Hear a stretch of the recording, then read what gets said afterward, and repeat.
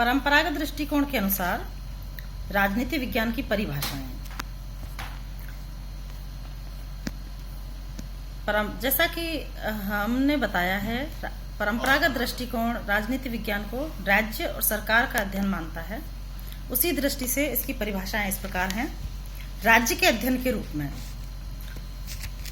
कुछ विद्वान जैसे ब्लंशली, गैटेल, गैरेज, इनका मानना है कि राजनीति विज्ञान में राज्य का अध्ययन किया जाता है, अर्थात राज्य की उत्पत्ति कैसे हुई, राज्य का विकास कैसे हुआ, राज्य से जुड़ी हुई समस्त बिंदुओं का अध्ययन राजनीति विज्ञान में किया जाता है। जिसमें गार्नर तो यहाँ तक कहते हैं कि राजनीति विज्ञान का प्रारंभ और अंत राज्य के साथ ही होता है। ब्लंशली कहते हैं कि राजनीति विज्ञान वह विज्ञान है जिसका संबंध राज्य से है और जो यह समझाने का प्रयत्न करता है कि राज्य के आधारभूत तत्व क्या हैं, उसका आवश्यक स्वरूप क्या है, उसकी किन विविध रूपों में अभिव्यक्ति होती है और उसके विकास कैसे हुआ। इस प्रकार राज्य का अध्ययन करने वाले विचारक राजनीति विज्ञान को केवल राज्य का अध्ययन करने वाला विषय मानते हैं। दूसरा है इसका सरकार का अध्ययन के रूप में, अर्थात कुछ विचारक जैसे सीले और लीकाक ऐसे विचारक हैं जो ये मानते हैं कि राजनीति विज्ञान में सरकार का अध्ययन किया जाता है या सरकार का अध्ययन किया जाना चाहिए, क्योंकि राज्य तो एक अमूर्त संस्था है।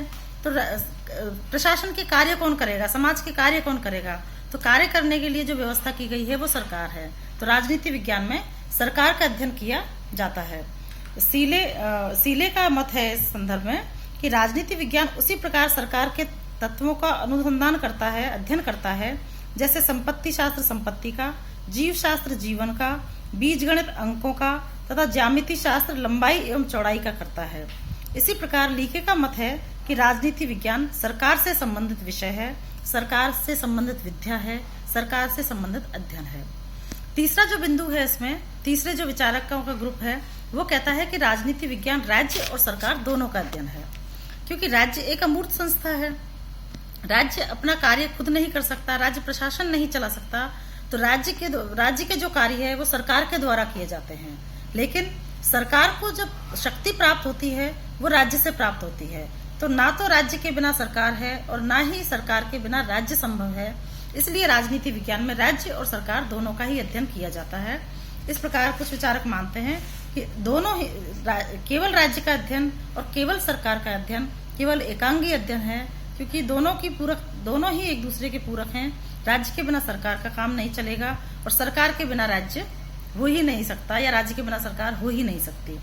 इसी संदर्भ में दिमाग का मत है राजनीति शास्त्र का संबंध राज्य और उसके साधन सरकार से है।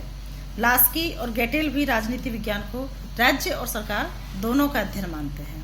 तो इस प्रकार राजनीति विज्ञान का परंपरागत दृष्टिकोण जो है वो अपनी परिभाषाओं में राजनीति विज्ञान को राज्य का अध्ययन मानता है, राजनीति विज्ञान को सरकार का अध्ययन मानता है और राजनीति विज्ञान को राज्य और सरकार दोनों का अध्ययन माना जाता है। Thank you.